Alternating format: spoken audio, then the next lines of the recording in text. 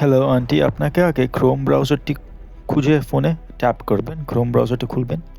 তারপরে ক্রোম ব্রাউজারে search bar থাকবে, একটা সার্চ বারে টাইপ করে বাস youtube.com-টা লিখতে হবে, আর কিছু না। youtube.com যেভাবে আমি লিখছি লিখে এন্টার দেবেন, বাস এন্টার দাবায় এটা লোড হবে, একটু সময় লাগবে। লোড হওয়ার পর আপনার ক্রোম ব্রাউজারে 3টা ডট দেখবেন উপরে কোনায়, ওটা দিয়ে একটা ডেস্কটপ সাইট নামের অপশন থাকবে। ওই ডেস্কটপ সাইট নামের অপশনটা বাস চালু করে দেবেন। তারপরে দেখবেন যে সব কিছু ছোট হয়ে যাবে। একটু টাইম দেবেন লোড হতে। একটু টাইমের পর পুরোটা যখন লোড হবে তখন গিয়ে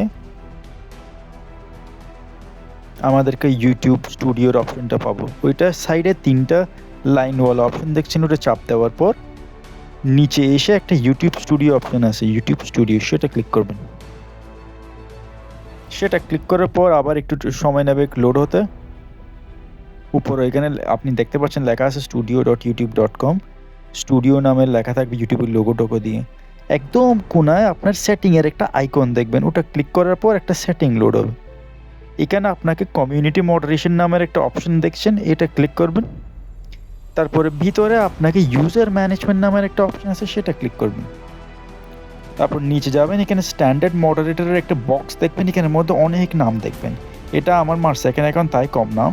ওখানে সাইডে ক্রস আছে দেখছেন, একদম কোনায় একটা ক্রস থাকবে বড় করে, সেটা দিলে সব চলে যাবে। যদি সব চলে যায় তাহলে ঠিক আছে, তারপরে গিয়ে কোনায় সাদা সেভ বাটনটা দেবেন আর আপনার কাজ শেষ। একটু কিছু সেকেন্ড অপেক্ষা করবেন, তাহলে আপনার সব কিছু সেভ হয়ে যাবে ভালো করে।